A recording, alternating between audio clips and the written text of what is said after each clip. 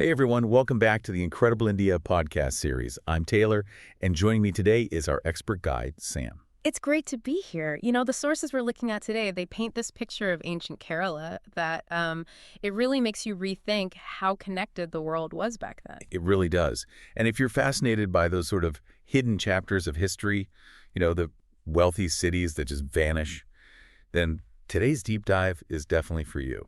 We are setting sail, so to speak, for the legendary lost port of Muziris. It was once called the Jewel of the Spice Route, right there on the Malabar coast. Exactly. And our mission today, it's pretty ambitious. We're not just like checking if Muziris existed. We want to use the source material to really unpack how this settlement grew into one of the most amazing trading hubs the ancient world knew. Right. And crucially, why its spirit is still felt so strongly in Kerala, even though the city itself is gone. Okay, let's try and picture this. I want you to imagine it with me. It's maybe the 1st century CE, Roman Empire's peak. Yeah. You're standing near the Periyar River, close to the Arabian Sea. Okay. The monsoon winds have just brought in ships, loads of them. And the air, wow, it's just thick with nutmeg, ginger, and especially pepper. You can almost smell it. And you're hearing Malayalam, sure, but also Tamil, Greek, Latin, Aramaic, all mixing together. That was Muziris. Vibrant, cosmopolitan. And that sensory part is so important. Muziris wasn't just luck, it was strategic. Greek geographers, they called it an emporium of trade, not just a town, a dedicated hub. An emporium, right. And what's really interesting is how the local rulers, the Chera kingdom, actively encouraged this mix of commerce and culture. They weren't separate things, they were woven together. It was like a designed crossroads. And the engine driving all this, pepper. The sources are clear, this was the big one. It got that nickname in the West, black gold. Tells you everything. It really does. We can't stress enough how massive the spice was economically. Pliny the Elder, the Roman historian, he wrote about it. He detailed how tough the journey was. Yeah, I read that bit, something like 80 days. 80 days, yeah, just crossing the Arabian Sea, using those monsoon winds they'd figured out. And the sources confirm pepper from Muziris was so valuable in Europe, it could literally be worth its weight in gold. Its weight in gold, wow. So this wasn't just trading beads for spices. This was serious finance. Huge amounts of Roman money heading east. Absolutely concrete evidence for that. Because it was direct trade with Rome, they weren't paying with pottery, they were paying with hard currency, gold, and silver coins. Actual coins? Yeah, archaeologists have found loads of them. Roman coins, especially from emperors like Augustus and Tiberius, all over Kerala and Tamil Nadu.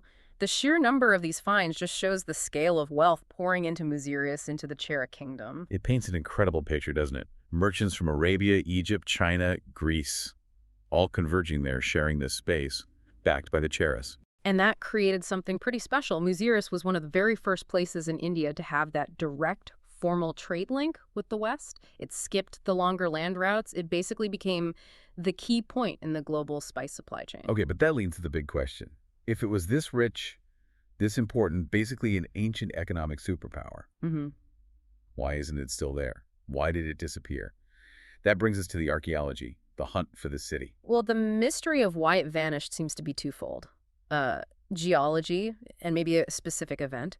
Legends say the sea swallowed it, but the historical clues point more strongly to a massive flood on the Periyar River, probably around 1341 CE. A flood. A huge one. It apparently changed the river's course, the whole delta. And when that happened, the harbor just silted up. It became unusable. Trade shifted south towards Cochin. So the city is literally buried under centuries of river silt and sand. But how do we know for sure where it was? What's the smoking gun, archaeologically speaking? The artifacts, definitely. The digs around where they think it was, particularly in places like Patnam, have been crucial. When you look at the pottery, the materials, it's undeniable proof of long-distance trade. Tell me more about that. What finds really stand out in the sources? What tells the most vivid story? For me, it's the amphorae. The sheer number and types they found. These big ceramic jars, they were the shipping containers of the ancient world, mostly for wine and olive oil from the Mediterranean. Right, the containers. And finding fragments of these, sometimes with marks showing they came from specific kilns in Italy or Greece, like that very distinct Aretine ware that's solid proof. Roman ships unloading right there on the Malabar coast. Plus, they found lots of related ware, which links Muziris to the wider Indian Ocean network towards Southeast Asia. Okay, that shows the goods coming in. But it wasn't just Rome bringing wine and taking pepper, right? What about cultural imports? what ideas or beliefs came into India on those routes. Oh, definitely. The intangible stuff was maybe even more important long term. Those trade routes carried whole belief systems. They really set the stage for Kerala's unique religious mix.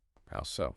While Arab traders, using the same monsoon winds, were key in bringing Islam to this region really early on, long before it spread widely in North India. And Chinese traders brought silk, porcelain, things that left a lasting mark on local art and crafts. And the Jewish community, too, right? Some of the oldest synagogues in India are there because of these trade connections. It shows people didn't just trade and leave. They settled, built lives. Exactly. And that ability to coexist, that's really the heart of the Muziris story, the living legacy you still see today. The sources suggest that the stability, the wealth, it was all built on a foundation of tolerance, often helped by the local rulers. So when you visit the Muziris Heritage Trail now, you're basically walking through that history of harmony. Temples, mosques, synagogues, all close together. It's quite remarkable. Let's look at those three main faiths represented there. First, the Cheraman Juma Masjid. It's hugely significant because its tradition claims it's India's very first mosque. India's first. The date they mention, 629 CE, that's incredibly early. That's during the Prophet Muhammad's lifetime. What's the story behind that, the connection to the local king? The legend is really important, whether strictly factual or not, because it's about acceptance. The story goes that the local Hindu king, Cheraman Perumal, met the prophet, converted, and then sent people back to build this mosque. Wow. So the message is powerful. The top local ruler sponsored and protected a new faith, and there's this brass lamp inside. They say it's burned for centuries, with oil donated by everyone, Hindus, Muslims, Christians. It's a physical symbol of that coexistence. It's shared lamp. That's a potent symbol. Okay, now the Jewish community, they were there even earlier, weren't they? The Chandamangalam Synagogue from the 17th century tells their story. It's a fascinating sight, and it shows this blend of cultures right in the synagogue. You see these blue and white floor tiles. They look Chinese, not typically Caroline. An aesthetic brought by trade, used in a Jewish place of worship. Chinese tiles in a synagogue. Exactly. And then you have the beautifully carved wooden ark, the Hebrew inscriptions. It tells the story of Jewish merchants living alongside Hindus and Muslims for centuries, quite peacefully. How did they manage that? Maintain their identity, their language, their religion, surrounded by so much diversity for so long. The sources point to specific protections from the rulers. There are these famous copper plates, basically royal charters that granted the Jewish community special rights, tax breaks, even titles. Legal protection. Yes. That royal patronage was key. It ensured they could thrive, practice their faith, and trade without fear of persecution. It really shows how sophisticated the Chera approach to integrating foreigners was. That makes sense for the long-term stability. Now, the Heritage Trail isn't just about ancient Muziris. It also includes later history, right? Like the Palayam Palace and Karapuram Fort. Feudal times, colonial influence. Yeah, and that contrast is important. The ancient Muziris era seems defined by this mutual benefit, this patronage. But later, the feudal era, seen in the Palayam Palace home of the Kochi Raja's prime ministers, shows more internal power plays. And the fort. Kottapuram Fort, built by the Portuguese, later held by the Dutch. That marks the shift towards colonial competition. It shows how that earlier spirit of sort of fluid, peaceful exchange eventually got overshadowed by the more rigid, often conflicting interests of European powers. So we've traced Muziris from powerhouse port to lost city and seen its cultural echoes. For someone listening now, how do they actually connect with this today? Let's talk about experiencing Muziris now. If you go there, what are you really finding? You're essentially stepping into a living history book. The Muziris Heritage Trail, it's well-organized, covers places like Kodungalur, Chandamangalam, Paravur. It's an easy day trip from Kochi, actually. Right. But it's not just about rushing between sites. It invites you to slow down, to see how history isn't just in museums, it's layered into the landscape, into the communities. And it's not just the old buildings, is it? It's also about the living heritage. Yeah. The things people still do that connect back to those ancient times. Absolutely. You can see artisans using weaving techniques that are centuries old, like the Kuthampoli saris, patterns and methods passed down generation after generation. Wow. Or watch fishermen heading out in traditional boats, the volums. They might look a bit different now, but the basic design connects right back to the boats used when Roman ships were docking. It makes the history feel tangible, present. And you can't talk Kerala without mentioning food. The cuisine must connect back too. Oh, completely. The food is like a history lesson on a plate. When you have a traditional Kerala sadhya, that amazing banquet with rice and all those different curries and spices, you're tasting the legacy of Muziris. Those are the flavors that drew the world there in the first place. So bringing this all together for our listener, why does understanding Muziris matter? It feels like more than just ancient history. It really is. Muziris offers this incredible model of how global exchange can work. It showed that diversity, fueled by trade, could create amazing cultural richness and stability.